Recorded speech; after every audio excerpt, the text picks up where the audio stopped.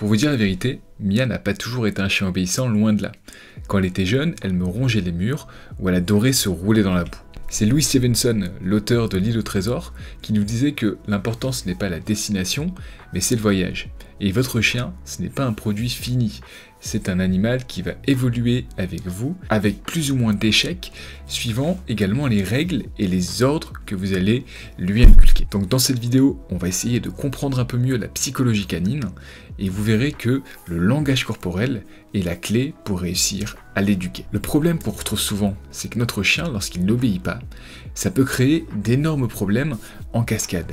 Imaginez si votre chien refuse de s'asseoir, de rester ou de revenir au pied lorsque vous êtes en ville avec du monde autour ou avec une voiture à côté.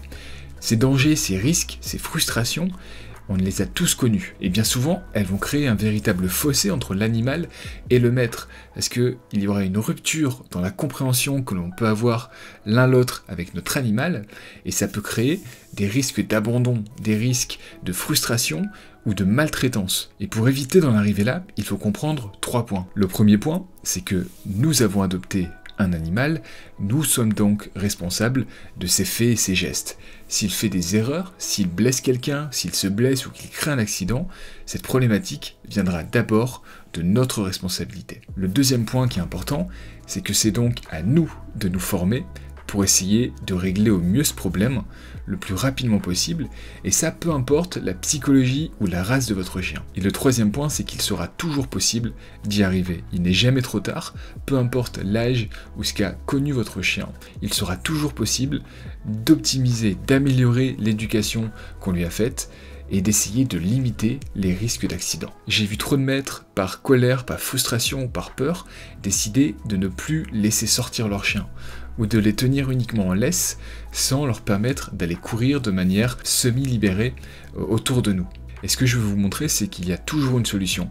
La solution, c'est d'essayer de mieux le comprendre. Si vous comprenez mieux la psychologie de votre animal, vous aurez plus de facilité à l'éduquer, à lui apprendre de nouveaux tours, lui apprendre de nouveaux ordres, et petit à petit retrouver cette liberté et cette cohésion que vous aviez au début, ou que vous n'avez jamais trouvé parce que ce rapport de confiance n'a jamais pu être abouti. Donc dans cette vidéo, ce que je veux vous montrer surtout, c'est comment commencer à comprendre de mieux en mieux votre animal. Et ça va se faire par la manière dont vous communiquez avec lui. Le chien et l'homme, ils partagent beaucoup de points communs.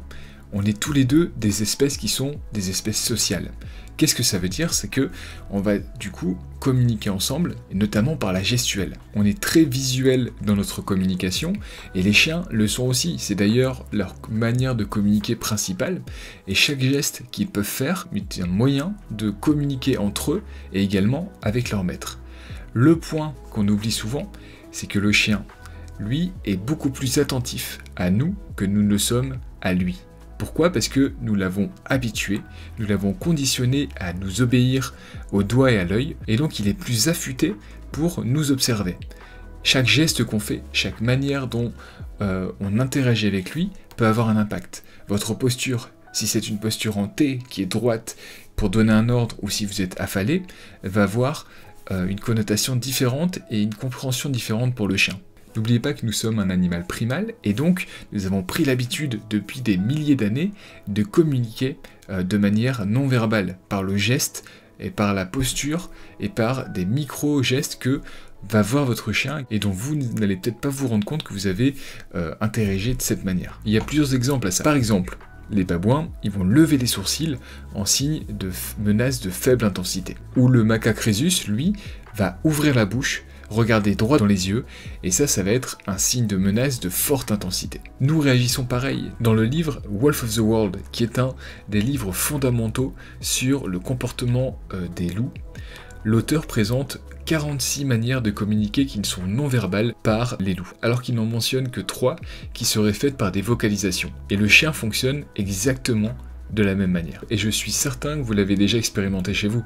Si vous mettez vos chaussures ou votre manteau, votre chien va se rapprocher de vous, va vous regarder, va remuer la queue, parce qu'il se dit qu'on va sortir. Si vous approchez de la cuisine pour commencer à cuisiner, vous sortez votre casserole, et votre chien va vous suivre et va peut-être réclamer à manger. Si vous vous asseyez dans le canapé et vous vous affalez devant un film, le chien, de manière naturelle, va venir à côté de vous dans le canapé et va s'allonger. Et tout ça parce qu'il a réussi à interpréter votre langage corporel et ce que vous étiez en train de faire. Actuellement, je lis le livre The Other End of the Leash.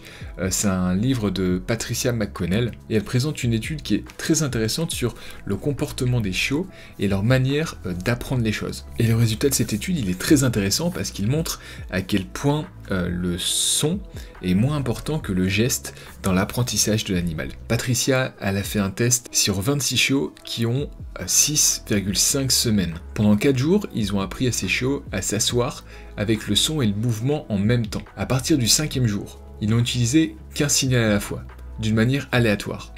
Ils ont utilisé le son, donc le sit, ou la main qui bouge pour lui dire de s'asseoir. Et tenez-vous bien, 23 chiens sur 24 ont répondu de manière plus positive à l'ordre fait par la main que par le son.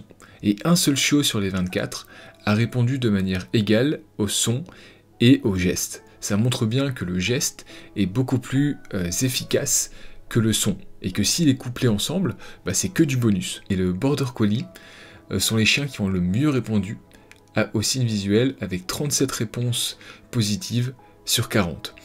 Et le chien qui a le moins bien répondu, c'est le Beagle et le Schnauzer nain, qui n'a répondu que 22 fois sur 40 au signal visuel et 0 fois au son sit. Donc on voit que même par rapport aux races, il y a des chiens qui apprennent plus ou moins efficacement, même si à la finalité, une éducation qui est faite de manière régulière et raisonnée fonctionnera sur le long terme presque aussi bien pour toutes les races de chiens, bien entendu. Pour finir cette vidéo, je voudrais vous présenter un exercice qui est ultra important. Donc cet exercice a pour but de déterminer si votre chien réagit mieux aux ordres visuels ou aux ordres sonores, et ensuite de pouvoir ajuster le tir pour renforcer la partie où il est le moins efficace. Dans un lieu qui est assez calme, réalisez ces ordres de manière séparée. Donc d'abord avec la voix, et ensuite avec les gestes. Et voyez ensuite lesquels sont les moins efficaces. Moi j'ai utilisé les ordres au pied, assis et couché. Je l'ai fait sans récompense et j'ai utilisé l'ordre 5 fois à chaque fois. Et pour les résultats, Mia a répondu 15 fois sur 15 de manière positive lorsque j'ai donné mon ordre de manière orale, mais elle a répondu moins efficacement sur la partie visuelle, puisqu'elle a répondu 14 fois sur 15 de manière positive à mes ordres, et surtout les ordres ont été beaucoup plus longs à exécuter.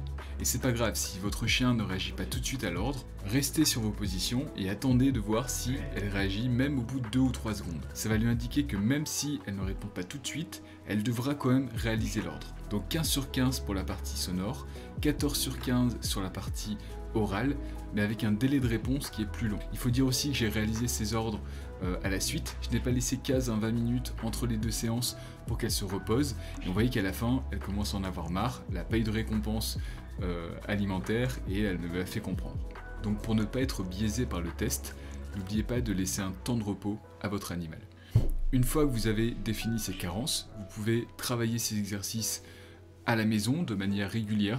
Ça peut être 5 ou 10 minutes par jour. Faites ça en intérieur, dans un endroit calme, et ensuite sortez à un endroit où il y a un petit peu d'interaction, et ensuite vous pouvez vous exercer dans des endroits bondés où il y a du monde pour renforcer cet exercice. N'oubliez pas que c'est la répétition qui fait que l'on devient meilleur dans un exercice. Ce que je vois au quotidien, c'est qu'on n'accorde pas suffisamment d'importance aux ordres qui sont visuels. Pour moi, ils sont aussi importants que ceux qui sont effectués par la voix. Tout simplement parce que si vous êtes dans un endroit bondé, qu'il y a beaucoup de bruit, le fait que votre chien puisse comprendre ce que vous attendez de lui uniquement par des gestes, lui demander de s'asseoir, de se coucher ou de venir au pied, et ça va l'aider à mieux répondre aux demandes que vous lui faites. Ça limite aussi les dangers si votre chien est très éloigné et que vous voyez un danger apparaître.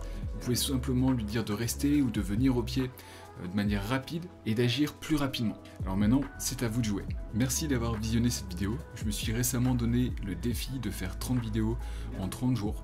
On en est à la deuxième vidéo de cette série. Et si vous voulez me soutenir et voir plus de vidéos de ce style, n'hésitez pas à mettre un pouce bleu à cette vidéo. Et si vous avez un chien et que vous souhaitez améliorer son éducation, je vous ai mis en place un guide vidéo qui vous aidera à renforcer son attention et à répondre plus efficacement à vos ordres en moins de 2 semaines.